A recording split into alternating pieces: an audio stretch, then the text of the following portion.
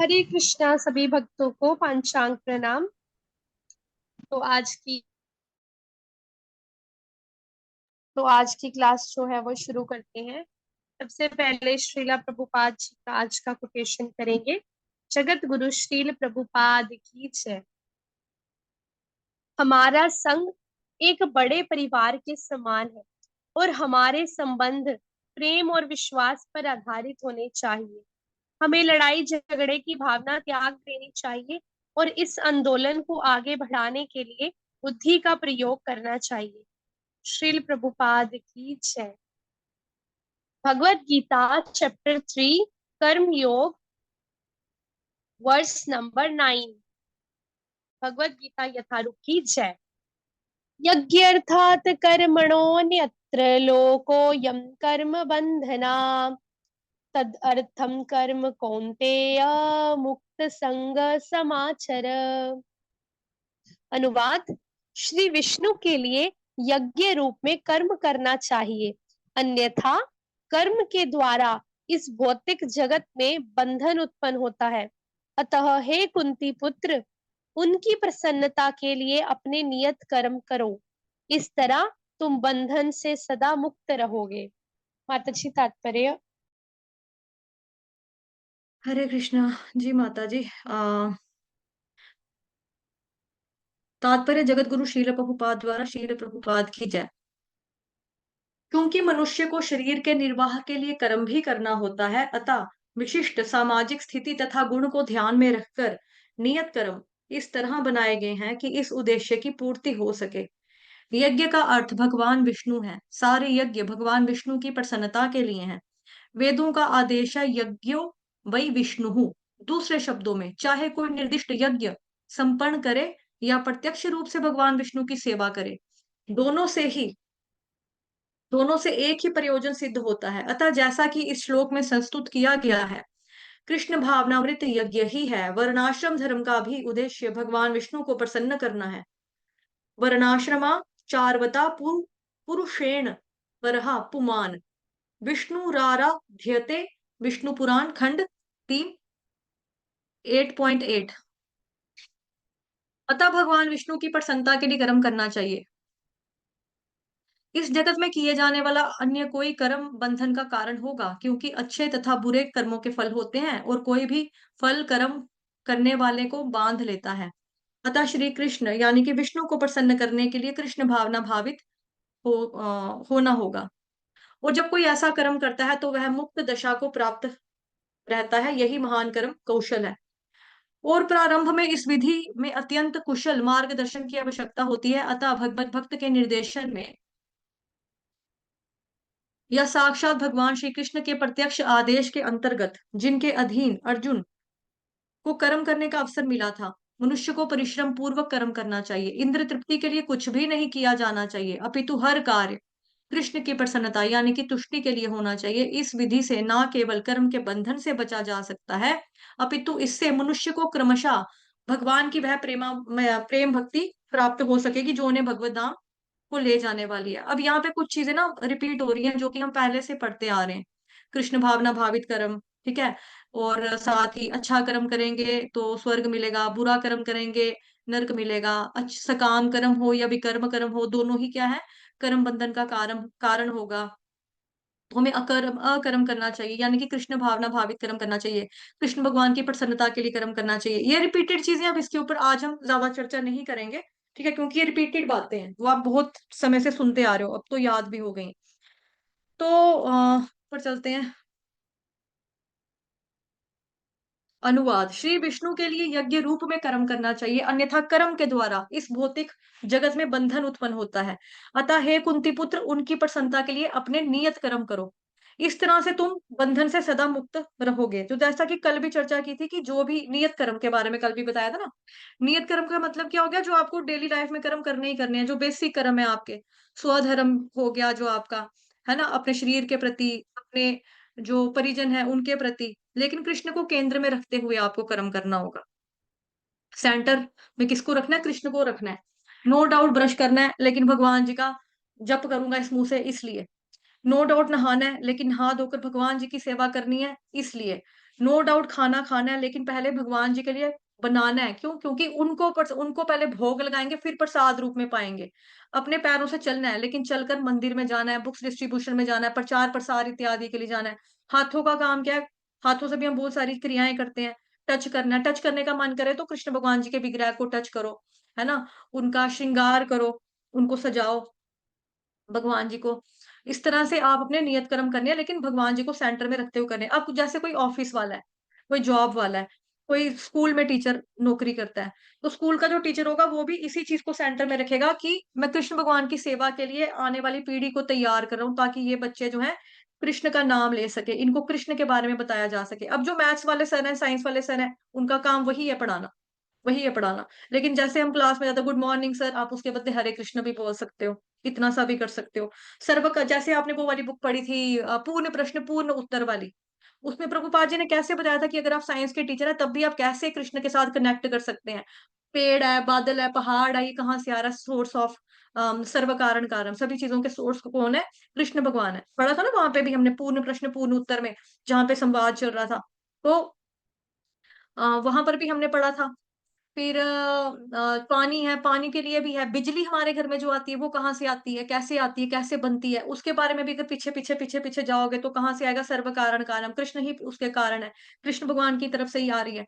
तो कर्म आपको नियत ही करना है। जैसे दुकानदार है कोई कपड़े वाला, उसके पास ग्राहक आएगा, अंकल सूट दिखाओ, वो सोचेगा हाँ ठीक है। ग्राहक जो है भगवान का रूप होता है, तो चेतना में क्या आया? कृष्ण।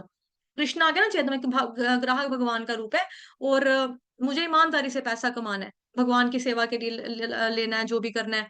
तो मैं किसी से नाजायज पैसा क्यों लूं? जैसे आमतौर पे डबल डबल प्रॉफिट लोग कर लेते हैं। या चलो वैसे तो वैश्य क्लास को है ना इस तरह से प्रॉफिट अर्जित करना उनको अपराध नहीं लगता। जिस तरह से एक आर्मी पर्सन है, बेल्ट फोर्सेस में जो लोग होते हैं, उनको गोली मारनी हो किसी को तो उनको पाप कर्म नहीं लगेगा। अब कोई बॉर्डर पे बैठ के ड्यूटी दे रहा है, वहां पे पाकिस्तानी आ जाएगा, उसकी भारतीय थोड़ा उतारेंगे, ऑब्वियसली उसको ठा करके गोली मारेंगे, मरेगा वो। लेकिन हमें कैसे करना है अपना, कि भाई ये जो ग्राहक के रूप में इंसान व्यक्ति आया है, ये बेसिकली भगवान के रूप में आया है और मैं इसको ठगूंगा नहीं। अगर कई बार होता है कि दुकानदार, आप चीज लेकर आते हो दुकानदार से, कपड़े का सामान है ना, उसमें कुछ लाइक वो होते हैं मोरियां, क्या बोलेंगे उसको, सुराख होते हैं, कपड़ा क्या बोलेंगे, डिफेक्टेड पीस होता है सूट का। तो आप सोचते हो ठेल देते हैं, ग्राहक को क्या पता लगेगा?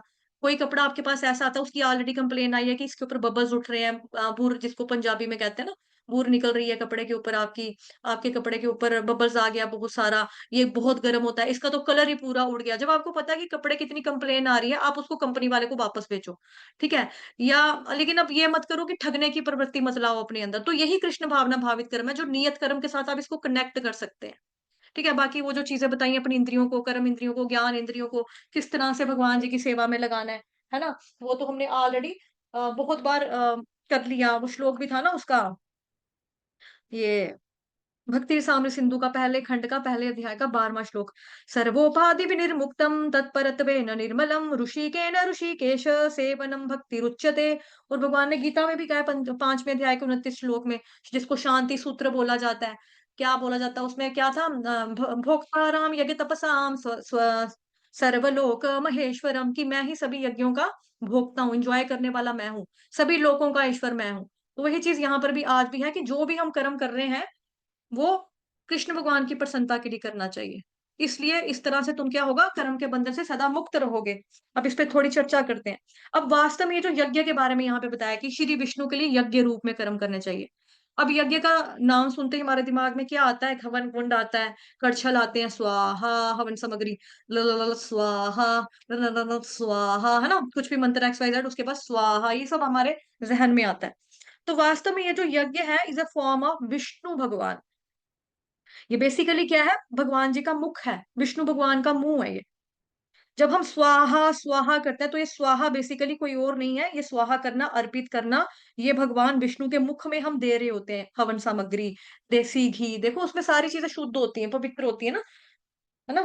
तो मतलब कितना कुछ होता है, ड्राई फ्रूट्स होते हैं, देसी घी होता है, हवन सामग्री होती है, तो वो एक तरह से हम विष्णु भगवान जी के मुख में ही डाल रहे होते हैं। तो इसलिए वो जो उसमें अग्नि जल रही होती है वो भगवान विष्णु के मुख से निकलने वाली अग्नि है। तो इसलिए यज्ञ जो है वास्तव में भगवान का ही अवतार है, इसको बोला जाता है यज्ञ अवतार। है ना? जैसे आपने शाम वाले कोर्स शाम वाले जो क्लास चलती है 6 बजे वाला बैच, उसमें आपको मैंने पूरा बता दिया था कि हर युग की आत्म साक्षात्कार करने का जो प्रोसेस होता है, यानी कि सेल्फ रियलाइजेशन का जो प्रोसेस होता है, वो हर युग में डिफरेंट होता है। तो यज्ञ अवतार हुए, ठीक है? उसी तरह से यज्ञ अवतार हुए, वो भी पढ़ा था हमने। कितने तरह के अवतार हैं, वो सारा जो 10th डे का वीडियो है शाम वाले बैच का 6 बजे वाली क्लास का श्रीमद् भागवतम महापुराण का, उसमें पूरा दिखाया था आपको फ्लो चार्ट, है ना पूरा। तो यज्ञ अवतार बोला जाता है। ऑफ कोर्स अब त्रेता युग में लोग सफल हुआ करते थे क्योंकि वो युग की बात है। युग-युग में चीज़ें चेंज होती हैं। आप खुद सोचो, हिसाब लगाओ, जो आज 10 साल अब चल रहा है, वो 10 साल पहले या 15-20 साल पहले नहीं थी चीज़ें। आज फ़र्क पड़ गया, कितना सारा फ़र्क पड़ गया। आज हमारे पास बहुत कुछ है। आने वाले समय में और ज़्यादा कुछ-कुछ होगा, उससे आने वाले समय में और ज़्यादा-ज़्यादा कुछ होगा। जब टेक्नोलॉज़ी चेंज हो रही है, लोगों का लिविंग स्टाइल चेंज हो रहा है, लोगों की थिंकिंग चेंज हो रही है, लोगों की एज चेंज हो रही है, उम्र कद-काठी चेंज हो रहा है, इन चीज़ों में बदलाव आ रहा है। तो क्या जो सेल्फ रियलाइज़ेशन का प्रोसेस है, उसमें बदलाव नहीं आएगा? ऑब्वियसली उसमें भी आएगा। तो यज्ञावतार जो है, बिल्कुल सही बात है कि त्रेता युग में लोग इसके सहारे सफल हो जाया करते थे, हुआ करते थे, यज्ञ अनुष्ठान इत्यादि करके ही। सो श्री विष्णु के लिए यज्ञ करना चाहिए, स्वाहा, साथ-साथ में कर्म भी करना चाहिए और अपने कर्म फलों और जो अपने फलों हैं, उनको भी अर्पित करना, मतलब उनको भी स्वाहा करना चाहिए, कि ये है इसका वास्तविक अर्थ, कि जैसे भगवान कहते हैं ना कि तुम्हारा कर्म के ऊपर तो अधिकार है, लेकिन फल के ऊपर नहीं। तो उस वे में उम्मीद नहीं लगानी, लेकिन नो डाउट कि फल जो है वो आपको मिलेगा ही मिलेगा, मिले तब भी मिलेगा। उल्टा जब आप कृष्ण भावना भावित करोगे, कर्म करोगे, तो भगवान ज़्यादा आपको फल देते हैं। बिकॉज़ देखो, इसको हम इस चीज़ से समझ सकते हैं, जैसे एक पापा हैं और उन पापा ने क्या किया, अपने बेटे को फॉरेन कंट्री में पढ़ाई करने के लिए भेज दिया, फर्दर स्टडीज़ करने के लिए। तो वो बच्चा जो है, अब वो उधर जा रहा है, पापा की ज़िम्मेदारी, पापा ने उसको क्या किया, किराया, जो उसका रेंट रेंट होता है, मतलब कि जहाँ पे वो स्टे करेगा उधर का, या हॉस्टल में रहता है, हॉस्टल की फ़ी वग़ैरह होगी, स्कूल की फ़ी हो गई, खाने-पीने का छोटा-मोटा जो खर्चा होता है बच्चों का, वो कॉपी, पेंसिल, पेन, किताब, सारा खर्चा जो है पापा यहाँ से कर रहे हैं। अब वहाँ पे क्या है कि मान लो उसके पापा ने उसको $11,000 या कुछ ऐसे भेजते थे उसके पापा, उसका जो खर्चा हो रहा था वो 8-9 हज़ार तक होता था। फिर उसके पापा ने उसको समझाया, पैसे फालतू में नहीं उड़ाना, जो तेरे पास पैसे बच जाते हैं ना, उसको सेव करना, अपने बैंक के एक खाते में डालना, अकाउंट में डालना, ऐसे नहीं उड़ाना। बच्चा सोचेगा हाँ ठीक है, पापा ने मतलब चलो ठीक है, पापा के पैसे हैं, और पापा ने बोल दिया मैं बड़ी मेहनत से कमा रहा हूँ, तुझे पता है मैंने कर्जा लेके तेरे को बाहर पढ़ने के लिए भेजा हुआ है। ऐसे नहीं ऊट-पटांग हरकतें करना, क्लब-क्लबों में नहीं दौड़ जाना तू कहीं, गंदी संगति में नहीं पड़ना, नशा इत्यादि नहीं करना। बच्चा सोचेगा हाँ ठीक है, मेरे पापा ठीक कह रहे हैं।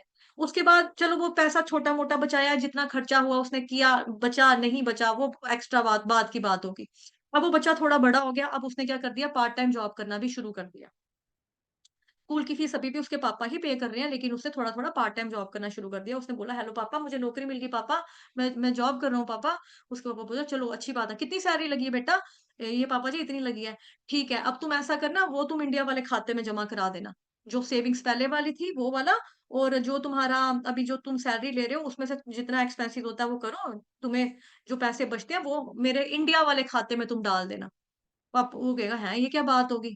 पापा ने तो मतलब पैसे जो मैंने जोड़े थे, सैलरी मैं ले रहा हूँ, कमा रहा हूँ, पापा कह रहे हैं मेरे इंडिया वाले खाते में डाल देना। चलो कोई बात नहीं, पापा हैं, पापा की बात तो माननी पड़ेगी, पापा के खाते में उसने डाल दिए।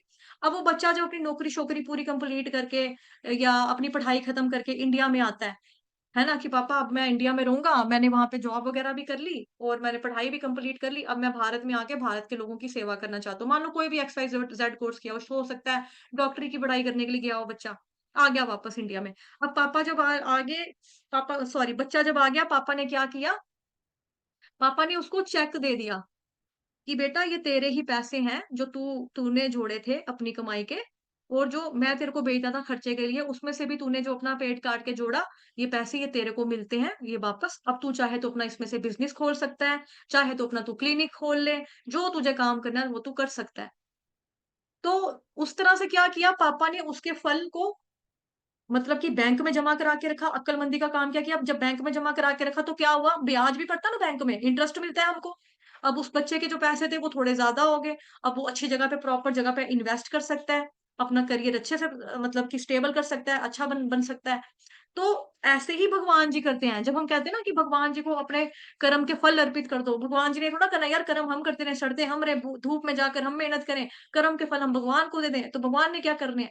भगवान ने भी आपके कर्म के जो फल है ना, उसके कोई फ्रूट चाट बनाकर नहीं खानी है। भगवान भी आप ही को फल के रूप में दुगना देते हैं। अच्छा कर्म करेंगे, अच्छा देंगे। और जो कृष्ण भावना भावित व्यक्ति होगा, वो नो डाउट गंदी बात तो मतलब गंदा कर्म तो वो करेगा नहीं, विकर्म या बुरी संगति में वो नहीं पड़ेगा। क्यों? क्योंकि उसको पाप के बीच में और पुण्य के बीच में डिफरेंस पता है। अच्छा और गलत उसको मालूम है, सब पता है उसको इसलिए। तो इस तरह से होता है कि पहले जो लोग थे वो यज्ञ अवतार मतलब कि जो यज्ञ अवतार हुए त्रेता युग में ना तो यज्ञ अनुष्ठान करके वो लोग विष्णु भगवान जी के लिए यज्ञ करते थे, स्वाहा करते थे। अभी भी वो अभी भी क्या करते हैं कि अगर आप क्योंकि देखो कई लोग होते हैं हवन आज भी करते हैं, हम लोग भी करते हैं, हवन करते हैं ना, जैसे घरों में कुछ वो चीज़ें होती हैं, किसी की डेथ होगी तो कहते हैं शुद्धिकरण के लिए करो, आपने नया मकान डाला, शुद्धिकरण के लिए करो, ठीक है?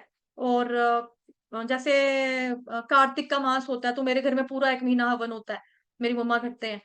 तो लेकिन वो वाला हवन जो होता है उसमें किसी चीज़ की वो नहीं होता है कि मतलब प्रॉपर ऐसा वो बस ओम नमो भगवते वासुदेवाय इस तरह से मंत्र करके हवन करना है। मतलब एक तरह का क्या होता है कि प्योर होता है मतलब हवन सामग्री से जब इसकी खुशबू जो होती है दूर-दूर तक जाती है, जो हम धुआँ उठता है इससे बेसिकली, जो उसको सूँघते हैं उनको भी कुछ सुकृति प्राप्त होती है, वातावरण शुद्ध होता है ना? इस तरह से यज्ञ वगैरह की जो इम्पोर्टेंस है हमारे शास्त्रों में भी मिलती है।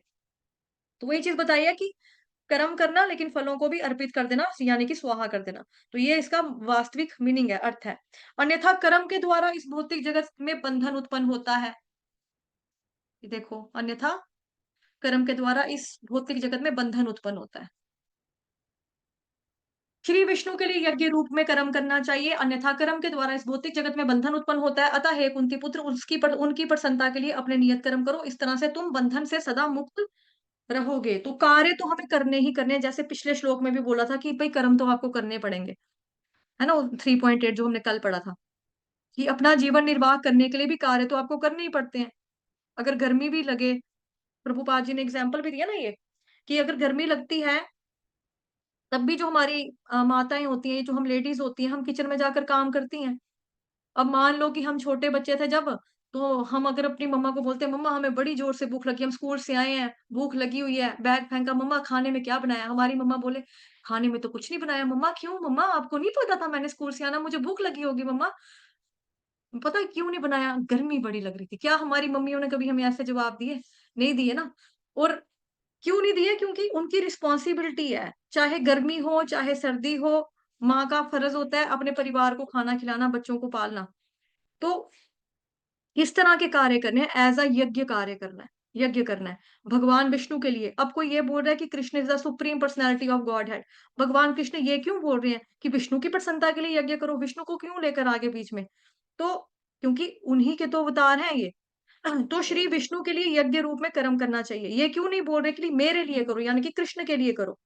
क्योंकि जहाँ पर ऐश्वर्य की बात आती है, वहाँ पर भगवान विष्णु का नाम भगवान जी लेते हैं और जहाँ पर प्रेम की प्रीति की बात आती है, भक्ति की बात आती है, वहाँ पर भगवान कृष्ण कहते हैं भई मेरे लिए। जैसे कि 18वें अध्याय का जो 66 नंबर का श्लोक है, जो कि पूरी गीता का सार ही है। सर्वधर्मान् परित्यज्य मामेकं शरणं व्रजम् अहं त्वां सर्व पापेभ्यो मोक्षयिष्यामि मा शुचः। अब यहाँ पर क्या है? समस्त प्रकार के धर्मों का परित्याग करो, मेरी शरण में आओ, मैं समस्त पापों से तुम्हारा उद्धार कर दूँगा, डरो मत। जैसा कि आप सभी इससे परिचित हैं, सबको ये श्लोक लर्न भी है ना? सारे पुराने हैं। तो जहाँ पर ऐश्वर्य की बात आती है, वहाँ पर भगवान विष्णु का नाम लेंगे। जहाँ पर प्यार की सॉरी प्यार शब्द भौतिक जगत का है, प्रेम की, प्रीति की, भक्ति की बात आती है, वहाँ पर कृष्ण भगवान अपने लिए बोलेंगे, ठीक है? तो क्योंकि अब यहाँ पर भक्ति की बात हो रही है, लेकिन जहाँ पर औपचारिकता की बात हो रही है, जैसे यहाँ पर ये कर्म योग की बात हो रही है, तो अपना ही जो ऐश्वर्य रूप है श्री विष्णु, तो फिर भगवान उनको लेकर आते हैं डिस्कशंस में। अतः हे कुंती पुत्र उनकी प्रसन्नता के लिए अपने नियत कर्म करो, इस तरह तुम बंधन से सदा मुक्त रहोगे। जैसे कोई व्यक्ति अपने मालिक के बिहाफ पर कार्य करता है तो फिर उसका दोष नहीं माना जाता। अगर कोई व्यक्ति फ्रंट पर जाकर बॉर्डर पर जाकर कई सारे दुश्मनों को सैनिकों को ठर करके गोलियों से मार देता है, उसको क्या मिलता है? परमवीर चक्र मिलता है। उसको ये तूने इतने लोगों को खून कर दिया, तू कातिल है। इस तरह से नहीं बोला जाता। क्यों? क्योंकि उसने सरकार के कहने के ऊपर, सरकार के बिहाफ के ऊपर, सरकार का जो ऑर्डर है उसका पालन किया, इसलिए उसको कर्म नहीं लगेगा, नहीं लगता। लेकिन अगर कोई ऐसे ही वो छुट्टी आया हो अपने घर में और खुंदक लग गई, पड़ोसी ने बोला कि आपने आपके जो कपड़े हैं आप अपनी छत वाली साइड पर डाला करो, उड़कर मेरी छत के ऊपर आ गए हैं। वो सोचे ये कौन होता है जी, इसकी कितनी हिम्मत, इसको नहीं पता मैं फौजी हूँ, आर्मी वाला हूँ, चलो जी गोली निकाली, ठान ठान चलो। इस तरह से गुस्से में आकर वो किसी को मार नहीं सकता, या किसी को चाहे चाकू मार दे, पेट में गोली मार दे, तो फिर क्या होगा? उसको आपको दफा 302 के तहत फांसी की सजा दी जाती है। चलो फिर ये होगा। तो क्या करना चाहिए? भगवान के लिए, उनकी प्रसन्नता के लिए कार्य करना चाहिए। तब हम लॉज़ ऑफ कर्मा के जो होता है, मतलब कर्मा का जो रिएक्शन होता है, हम उससे क्या बोलेंगे, कर्म का जो बंधन होता है बेसिकली, उसके बंधते नहीं है हम उससे। क्योंकि भगवान के लिए किए गए कार्य से हम कर्म बंधनों में नहीं बंधते हैं, क्योंकि ये कार्य हमारे खुद के लिए नहीं, भगवान की प्रसन्नता के लिए हम कर रहे होते हैं। That's why. ठीक है, हरे कृष्णा माता जी, आप करवाओ आगे। तो मैं कुछ देखती हूँ, अगर कुछ स्लाइड पे इनके लिए कुछ है दिखाने वाली चीज़, तो दिखाती हूँ। जी ठीक है माता माता जी? जी, हरे जी, हरे जी कृष्ण। जी जी। हरे कृष्णा सभी भक्तों को। तो आज का जो वर्ष है तो बहुत ही ज्यादा इम्पोर्टेंट है ना, कि भगवान कृष्ण के लिए कर्म करना चाहिए। तो आप देखोगे कितना इजी वे में इन्होंने मतलब कृष्ण भगवान ने कितना इजी वे में भक्ति के बारे में बता दिया है ना। भक्ति का प्रोसेस जो है वो मतलब कितना इजीली यहाँ पे एक्सप्लेन हो गया है हमें, कि भक्ति योग इज द बेस्ट, है ना। किसी भी योग से भक्ति योग सबसे ऊपर है, क्योंकि यहाँ पे क्लियरली लिखा है कि हमें भगवान कृष्ण की प्रसन्नता के लिए कर्म करना है। तो हम कोई भी योग, कोई भी आसन प्राणायाम या जो भी है ध्यान वगैरह मेडिटेशन, कहीं में भी जाने से पहले यहाँ पे क्या लिखा है कि अपना नियत कर्म, मतलब डेली का जो भी तुम कर्म कर्म करते हो वो भी कृष्ण की प्रसन्नता के लिए करो। तो हम अगर घर पे रहते हुए, गृहस्थ लाइफ में रहते हुए भी कुछ भी कर्म कर रहे हैं, तो हम उसको अगर भगवान कृष्ण की प्रसन्नता के लिए ही करेंगे, मतलब एज पर शास्त्र, as per Bhagavad Gita, as per Krishna की वाणी, वैसे ही करेंगे तो कृष्ण भगवान जो है हमसे प्रसन्न रहेंगे। फिर हमें वो मुश्किल मुश्किल मेडिटेशन या योग आसन ये सब करने की जरूरत ही नहीं पड़ेगी, है ना। तो यहाँ पे एक और चीज लिखी है कि ये तो चलो आप सबको पता चल गया, माता जी ने भी एक्सप्लेन कर दिया, और काफी टाइम से हम पढ़ते आ रहे हैं कि हमें भगवान कृष्ण के लिए कर्म करना चाहिए। मतलब अगर हम खाते हैं तो हमें क्या करना है, खाना नहीं है, प्रसाद को पाना है ना। क्योंकि खाते वो है जो भोग करते हैं, और हमें क्या करते हैं, हम प्रसाद पाते हैं, है ना। तो हमें क्या करना है, हमें भगवान को भोग लगवा के और फिर वो प्रसादम को पाना है, मतलब जीवा से, और फिर अपने पैरों से क्या करना है, भगवान के मंदिर चल के जाना है। मतलब अपनी सारी सेंसेस को, अपनी सारी इंद्रियों को, मन बुद्धि शरीर, हाथ पैर नाक मुंह, सबको भगवान कृष्ण की सेवा में लगाना है ना। लेकिन यहाँ पे लिखा है कि इस तरह तुम बंधन से सदा मुक्त रहोगे, और अगर तुम भगवान कृष्ण की प्रसन्नता के लिए कर्म नहीं करते तो भौतिक जगत में बंधन उत्पन्न होता है। ठीक है, तो ये बात यहाँ पे आ गई है, बंधन कैसे आता है। तो अभी हम जानेंगे कि बंधन कैसे आता है, मतलब बंधन क्या होता है, कौन से बंधन की बात यहाँ पे की गई है। तो तो कौन से बंधन की बात यहाँ पे हो रही है। तो जैसे कि फॉर एग्जाम्पल मान लो, अगर आप कृष्ण भगवान की खुशी के लिए अपना कर्म नहीं कर रहे हो, है ना। तो फॉर एग्जाम्पल आप खाना बना, ठीक है, तो वो खाना आप किसके लिए बना रहे हो, आप अपने लिए बना रहे हो कि खुद के खाने के, है ना।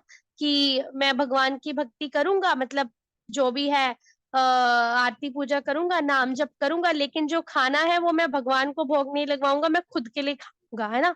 तो आप मान लो खुद के लिए खाना कुक कर रहे हो, तो जो आप खाना कुक करके खा रहे हो, तो पहले तो देखो उस खाने को उगाने में कितने सारे जब वो जो किसान होते हैं, जब वो खेतों में फसलें उगाते हैं, तो जब उगाते टाइम वो नीचे कितने सारे कीड़े मकोड़े दब जाते हैं ना, कभी कभी वो छिपकलियां आके भी नीचे इधर उधर घूम रही होती है ना, वो भी मतलब कीड़े मकोड़े मच्छर कितने सारे चीजें जो है वो दब जाती हैं नीचे, है ना। उनकी भी डेथ हो जाती है उस खाने को उगाने में। और फिर जब किसान वो जो फसल जो भी है निकालते हैं, तो उसके दौरान भी कितने सारे, है ना, कीड़े मकोड़े वगैरह की हत्या हो जाती है ना।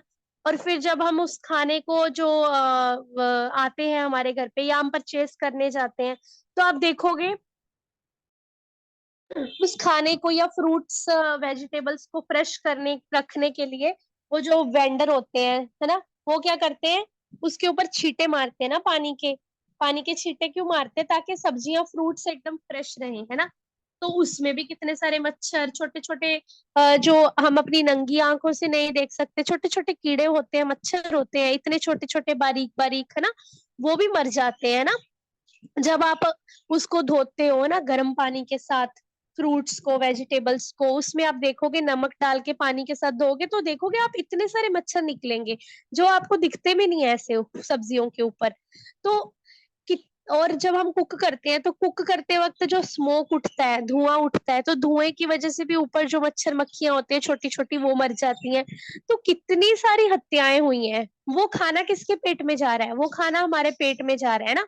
तो हमें क्या लगा, हमें बंधन लगा कर्म का, है ना, भौतिक जगत में हमें क्यों बंधन लगा, क्योंकि हम जो खाना खा गए बिना भोग लगवाए भगवान को, तो उसमें जो भी हमारे लिए खाना बनाते टाइम जो भी हत्याएं हुई हैं छोटी छोटी जीव जंतु की, मच्छरों की, उसका पाप हमारे सर पे चढ़ गया ना, चाहे जाने अनजाने में चढ़ा, हमने नहीं जानबूझ के किया, लेकिन लग तो गया ना, हमें बंधन तो लग गया ना। लेकिन अगर वही फूड, ठीक है, वही फूड हम भगवान कृष्ण को ऑफर करते हैं तुलसी पत्ता डाल के, तो क्या होता है कि भगवान कृष्ण हमें सभी पापों से मुक्त कर देते हैं ना। ये पत्रम पुष्पम वाला जो श्लोका है, जब आगे आएगा उसके तात्पर्य में हम पढ़ेंगे कि जब हम भगवान को कुछ भी ऑफर करते हैं, भोग लगवाते हैं, तो भगवान हमें सभी पापों से मुक्त कर देते हैं, क्योंकि वो चीज भगवान एक्सेप्ट कर लेते हैं ना। तो वैसे ही हमें क्या है, तब हमें कोई बंधन नहीं लगता, क्यों, क्योंकि एक तो हमने भगवान कृष्ण के लिए बनाया भोग, है ना, हमने खुद के लिए भोग नहीं किया।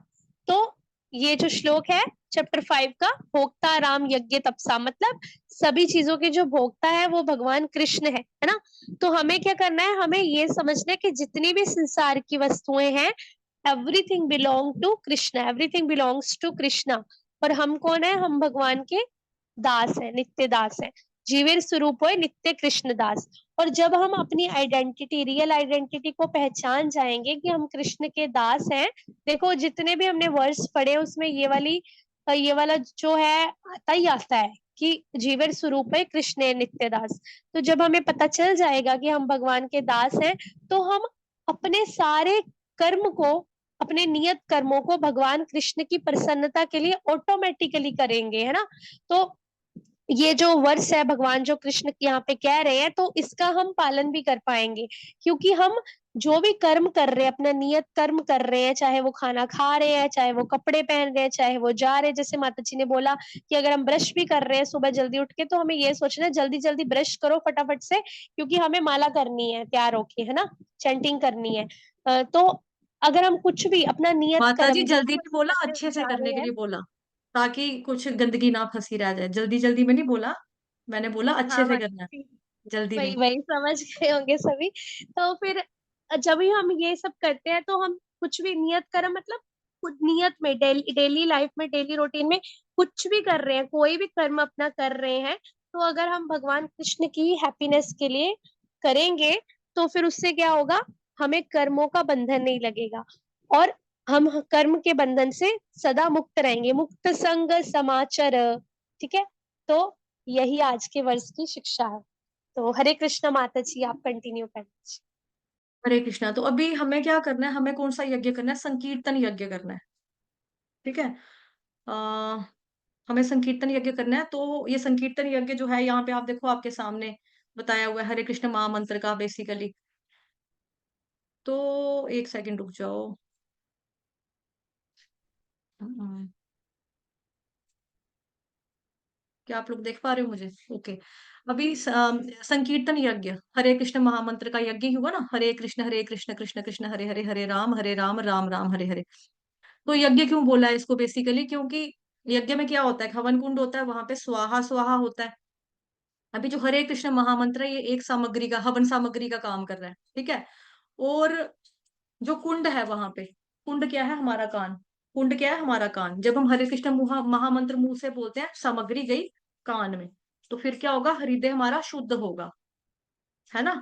तो इसलिए हमको हरे कृष्ण महामंत्र का बताया है संकीर्तन यज्ञ करने के लिए, या महामंत्र का जप करने के लिए। तो यही बेसिकली आपका कर्म योग यही है कि कृष्ण भावना भावित कर्म करना, इसी वे में करना। ठीक है, तो यही बताया है कि मंत्र कैसे करना, माला कैसे करनी है, इसके बारे में। बाकी ये जो मैंने एग्जांपल दी थी आपको यहाँ पर, ये दिया था ना कि कोई चाकू बंदूक का, क्योंकि ये नहीं है कि कर्म मतलब कि कोई आर्मी पर्सन है तो ऐसे कर दे, किसी को चाकू मार दे। अब चाकू जो होता है, अगर कातिल के हाथ में होगा वो खून करेगा, डॉक्टर के हाथ में होगा तो वो क्या करेगा? किसी पेशेंट की जान बचाएगा, है ना? तो उद्देश्य जो होता है वो महत्वपूर्ण होता है। बंदूक किसके पास भी है? ये आर्मी वाला है। बंदूक किसके पास भी है? ये उग्रवादी है। अब उग्रवादी जो होंगे वो क्या करेंगे? लोगों, मासूम लोगों को मारेंगे। ये किसको मारेगा? जो इनके देश में गद्दारी करेगा, या जो देश में क्या बोलेंगे, दहशत फैलाने की कोशिश करेंगे, है ना? तो दहशत गर्दों के खिलाफ इन्होंने बंदूक उठाई है। उसने जो बंदूक उठाई है मासूम लोगों के ऊपर अत्याचार करने के लिए। ठीक है, जैसे 26/11 हो गया हमारे उधर बॉम्बे में, मुंबई होटल ताज में। तो यही चीज है। फिर क्या है? 3 से 9 तक निष्काम कर्म योग के बारे में है पूरा इसमें। मिथ्याचारी के बारे में हम ऑलरेडी पढ़ चुके थे। ठीक है, बगुला दिखता योगी की तरह है कि योग कर रहा है, लेकिन मन में भोग है। कि जैसे एक टांग के ऊपर खड़ा होता है ना बगुला, बगुला एक टांग पे खड़ा है, तो लोग सोचते हैं जैसे तपस्वी होते हैं, कोई तपस्या कर रहा है तो चलो ये भी एक योगी है। लेकिन ये किस फिराक में रहता है? छुप के रहता है। कि एक टांग पे बेसिकली क्यों खड़ा रहता है? ताकि ना मछली आए ना, तो मछली को नजर आए कि ये कोई लकड़ी है। मछली को ये ना लगे कि ये बगला का पंजा है, वो सोचे कि ये लकड़ी है। एक टांग पे तभी खड़ा रहता है। जैसी मछली आती है फटाफट उसको पकड़ लेता है ये। लेकिन मन में क्या है? भोग है। तो हमें भी इसकी तरह नहीं बनना है। ठीक। फिर यहाँ पे एक स्टोरी है, वो आपने ऑलरेडी सुनी हुई है, पढ़ाई हुई है मैंने आपको पहले, कि ये स्टोरी थी कि मतलब कि कैसे वो पार करता है। दो ही होते हैं, मतलब साधु टाइप होते हैं। ये बेचारी लड़की बहुत डर रही होती है, बारिश होती है, बाढ़ आ जाती है, ये बेचारा अपने कंधों के ऊपर उसको लेके जाता है। तो ये तो उतार देता है, लेकिन ये जो होता है ना, ये वही सोचता है कि हम ब्रह्मचारी हैं, हमें तो औरतों को टच भी नहीं करना। इसने क्यों उठा ली? स्त्रियों से दूर रहना चाहिए हमें। इसने क्यों उठाई? इसलिए स्त्री। फिर ये जो होता है, ये वाला बोलता है कि मैंने तो उसको जहां से कंधे पे उठाया था उसके आगे उसकी मंजिल पे पहुंचाकर उसको तो छोड़ दिया। मेरे तो कंधों से बोझ भी उतर गया, लेकिन तूने अपने सिर के ऊपर अभी तक वो बोझ रखा हुआ है। तो इस तरह से ये स्टोरी थी। ठीक है, तो पढ़ना चाहते हैं आप में से कोई? पढ़ना चाहता है तो पढ़ सकता है, अदरवाइज हम सेशन को विराम देते हैं। कौन पढ़ना चाहता है? हैंड्स अप किया है, हैंड रेस किया है। हाँ जी माता जी, पढ़ना है? पढ़ लो। हरे जी कृष्ण, पढ़ माता लो। जी, इंटरेस्टिंग लग रही है। पढ़ लो, पढ़ लो। मैं थोड़ा किसी स्क्रीन नगर छोटा कर। के हरे कृष्णा, किसी नगर के बाहर एक आश्रम, वो ब्रह्मचारी साधुओं का था। वहां महिलाओं का प्रवेश भी वर्जित था। सारे ब्रह्मचारी साधुओं को ये सख्त हिदायत दी जाती थी कि नारी से दूर रहे, उन्हें छुए नहीं, ताकि मन में कोई काम भावना न जागे। सभी ब्रह्मचारी साधु इसका पूरी ईमानदारी से पालन भी करते थे। इस आश्रम के साधुओं की ख्याति पूरे नगर में दूर दूर थी। लोग दूर दूर से यहाँ ज्ञान लेने आते थे। एक बार इसी आश्रम के दो साधु एक नदी के किनारे खड़े थे। नदी में पानी गहरा था। दोनों आपस में अपने ज्ञान का आदान प्रदान कर रहे थे। तभी दोनों की नजर नदी के दूसरे किनारे पर पड़ी। सामने वाले किनारे पर एक युवती खड़ी थी। वो परेशान थी, क्योंकि उसे नदी पार करनी थी और उस समय वहां कोई नहीं थी। युवती ने युवती ने साधुओं को आवाज लगाई। उसने दोनों से कहा कि मुझे नदी पार करके घर जाना है, कृपया मेरी सहायता कर दीजिए, कृपया मेरी सहायता कर दीजिए। एक ब्रह्मचारी ने जवाब दिया कि देवी, हम ब्रह्मचारी हैं, नारी को स्पर्श नहीं कर सकते, हमें क्षमा कर दो। युवती की घबराहट बढ़ रही थी। दूसरा ब्रह्मचारी ये सब देख रहा था। उसे युवती की परेशानी समझ में आ रही थी। उसने कुछ विचार किया और वह नदी में कूद गया और तैरकर दूसरे किनारे पर पहुंचा और युवती को अपनी पीठ पर उठाकर नदी पार करा दी। पहला ब्रह्मचारी ये सब देख रहा था। युवती अपने घर के लिए निकल गई। दोनों ब्रह्मचारियों ने भी आश्रम का रास्ता पकड़ा। पहले ब्रह्मचारी ने युवती की मदद करने वाले अपने साथी से कहा, मित्र, ये तुमने क्या कर दिया? नारियों को छूना भी हमारे लिए पाप है। तुमने तो उसे अपनी पीठ पर लाद कर नदी पार करा दी। दूसरा ब्रह्मचारी चुप रहा, कोई जवाब नहीं दिया। पूरे रास्ते पहला ब्रह्मचारी इस विषय पर बोलता रहा, दूसरे को उसकी गलती बताता रहा। जब दोनों आश्रम के द्वार पर पहुंचे, तब भी पहला वाला यही बात दोहरा रहा था कि मित्र, तुमने आज नियम तोड़ दिया है, ठीक नहीं किया। तुमने तुम्हें प्रायश्चित करना होगा। तभी दूसरे ने मुस्कुराते हुए कहा, मित्र, मैंने तो उस युवती को नदी के किनारे पर ही उतार दिया था, लेकिन तुम तो उसे अभी तक उठाए उठाए फिर रहे हो। मैं तो उसको भूल भी गया। तुमने उसे दिमाग में उठा रखा है। पाप कहाँ हुआ? मैंने तो उसकी सहायता की, उसे पीठ पर बिठाया, लेकिन उसके लिए मन में कोई दूषित भाव नहीं था, सहायता का ही भाव था। उसे छोटी बहन मानकर नदी पार करा दी, मन कहीं भटका नहीं। लेकिन तुमने तो अपने मन में पाप वाली भावनाएं बिठा ली। किसी के लिए ऐसा सोचना पाप है। मन को शुद्ध रखो। ब्रह्मचर्य मन की अवस्था है। अगर मन में पाप के भाव है तो कभी ब्रह्मचर्य सफल नहीं हो सकता। पहले ब्रह्मचारी को अपनी गलती का एहसास हो गया। उसने अपने किए मित्र से क्षमा मांगी और जीवन का इतना महत्वपूर्ण पाठ पढ़ाने के लिए भी धन्यवाद दिया। हरे कृष्ण। अच्छी थी ना? जी माता जी, वेरी इंटरेस्टिंग। तो यही इसका फोटो लगाया था यहाँ पे। ये स्टोरी आप लोगों ने पढ़ी। फिर ये हमने किया। फिर ये किया कि कर्म के द्वारा किस तरह से बंधन होते हैं।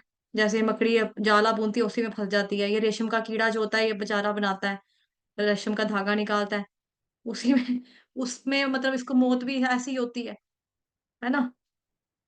तो हमें जैसे माँ है, माँ भी भोजन पकाती है अपने बच्चे के लिए, लेकिन जब टिफिन दे रही है उसको, बच्चे को, तो उससे भी क्या सोच के देना है कि भगवान का जो भोग बनाया, भगवान को ध्यान में रखकर भगवान जी का भोग बनाया, उनको फिर भोग लगाया और बच्चे ने प्रसाद रूप में खाया, तो फिर बंधन से हम मुक्त हो जाएंगे।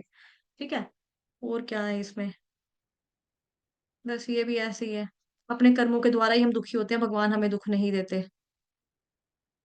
ठीक है। क्योंकि लैपटॉप चेंज हुआ है ना, तो इसमें स्लाइड्स थोड़ा हिल रही हैं। पहले वाले की जो वो थी ना आपकी, क्या बोलते हैं, स्क्रीन मच। हाँ स्क्रीन, वो थोड़ी चौड़ी थी, इस वाले की थोड़ी छोटी स्क्रीन है। चलिए ठीक है, जाते हैं। बांछा कल्प तरुभ्यश्च कृपा सिंधु भये बच पतितनां पावनेभ्यो वैष्णवेभ्यो नमो नमः। अनंत कोटि वैष्णव वृंद की जय। जगत गुरु श्री प्रभुपाद की जय। श्री कृष्ण चंद्र भगवान की जय। भगवत गीता यथारूप की जय। अच्छा, एक अनाउंसमेंट है, शायद ना क्लासेस का टाइम चेंज कर देंगे। इसका तो यही रहेगा, मॉर्निंग वाली क्लास का। भागवतम महापुराण की क्लासेस का शायद चेंज होएगा, क्योंकि मेरे को अपना पढ़ने के लिए बिल्कुल भी टाइम नहीं मिल पा रहा है। तो उसका टाइम शायद हम रखेंगे, एक का टाइम शायद 11 बजे कर देंगे, 11 से 12। और दूसरे का टाइम कर देंगे 1 से 2। ठीक है, मंजूर है आप लोगों को? किसी को कोई दिक्कत तो नहीं है? किसी को कोई यस समस्या, माता प्रॉब्लम? जी। सुबह दोपहर शाम वाले बच्चे कौन है इसमें? है कोई शाम वाले डिवोटीज इसमें? एक तो रत्नावली गोपी देवी दासी माता जी आप हो, और कोई माधव प्रभु जी हैं, निवेदिता माता जी हैं। मैं तो रोज दोनों तीनों क्लास अटेंड करती हूँ माता जी। हाँ, तो आपको टाइमिंग से कोई इशू तो नहीं ना है अगर किया जाए? चलो एक बार शाम वाले में भी पूछ लेंगे, हम्म। चलता क्योंकि है, आप मेरी, सब बोलते हैं सही। ठीक है, फिर मैं डाल दूंगी ग्रुप में ना। आज का टाइम जो है, अभी आज फिर वैसे ही रखते हैं, क्योंकि अनाउंसमेंट नहीं किया है। आप आपसे रिक्वेस्ट है, निवेदिता माता जी, गीता मिस्किन माता जी की, हम्म। और रत्नावली गोपी देवी दासी माता, जो तीनों बैचेस में आते हैं। आप हम्म। लोग मेरे को याद दिला देना, जब बाई चांस मैं भूल गई ना अनाउंस करना हाँ। की टाइमिंग को लेकर, तो आप बोल देना एक बारी, उनका भी सलाह मशवरा लेके ना फिर कर देंगे, क्योंकि फिर थोड़ा सा समस्या हो रही है मेरे को। ठीक है। ओके माता। ठीक है, मैं भी फिर फ्री हो जाऊंगी, फिर थोड़ा रेस्ट भी हो जाएगा मेरे को। ऐसे मैं ना सो पाती हूँ कि नींद ना पड़े, ये ना हो वो ना हो, सो भी नहीं पाती। तो इसलिए हम्म। थोड़ा मुश्किल हो रहा है मेरे को। ठीक है, कंटिन्यूअसली बैठना भी, तो फिर एक रेस्ट होगा तो रेस्ट में रेस्ट हो जाएगा प्रॉपर। ठीक ठीक है है, माता जी। श्रवण भी हो जाएगा, पढ़ने के लिए भी टाइम मिल जाएगा। धन्यवाद।